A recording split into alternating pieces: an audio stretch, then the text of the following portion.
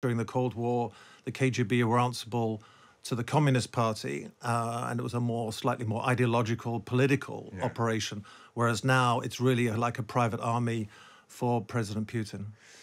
KGB is one of the sort of three initials in people's minds. They have a sense of the Cold War immediately, this shadowy, powerful, dangerous body. What should we think of when we think of the KGB?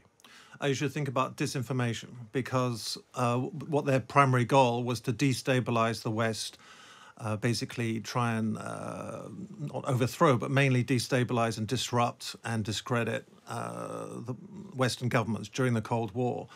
And at the end of the Cold War, obviously the KGB officially was dismantled, but actually in reality it was reconstructed as what is known as the FSB.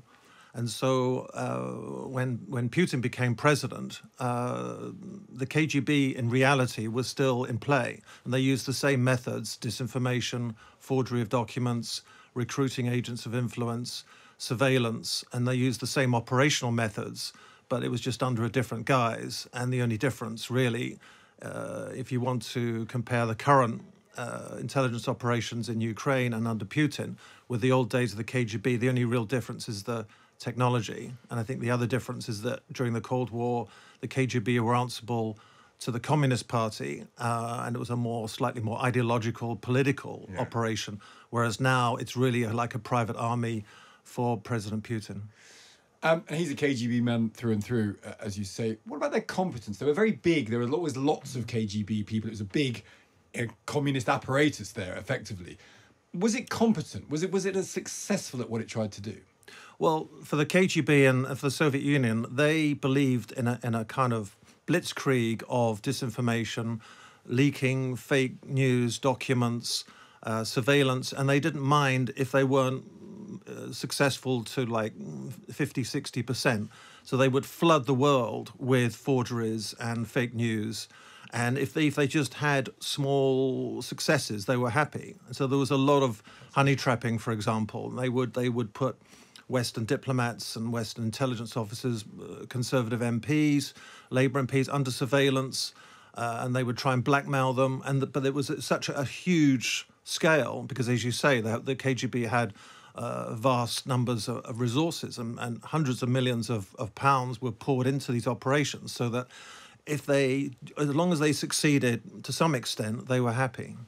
And that's interesting, because that points to a certain Russian mentality, doesn't it? That idea that they're willing to have certain amounts of failure because they can always explain it away. They're willing to lose human life because they don't entirely have respect for human life. But if you throw enough at everything, you can even see this in how they're conducting the war in Ukraine.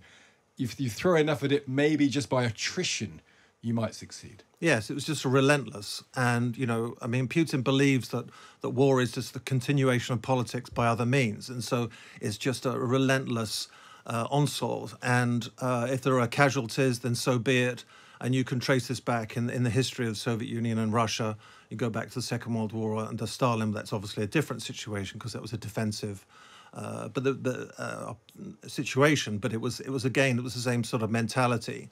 And so I think Putin doesn't really care about the casualties side of things. He just cares about success. And if there's attrition, then that's the price that you pay. And just finally, is it this idea of it being more of a private army, the FSB? Because Cold War comes to us through fiction very often, and we sort of see it slightly as a sort of gentlemanly, formal business where both sides knew what the other one was up to, and there's a certain amount of respect on both sides.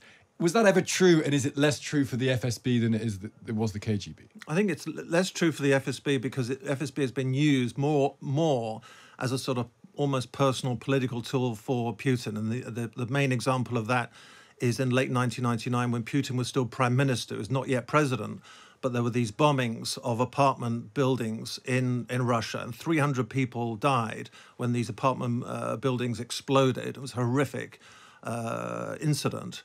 And Putin blamed Chechen rebels and separatists on this, and then he was able to use this to become elected, make him look strong, and he was able to declare the Second Chechen War. But that incident has now been investigated since, shown that actually the FSB there's credible evidence that the FSB were involved in literally blowing up these apartment buildings, killing 300 Russian people, basically for the purpose of helping Putin become president of Russia. So that's how ruthless they are. And obviously with the Ukraine war at the moment, we're seeing that manifest itself. Yeah.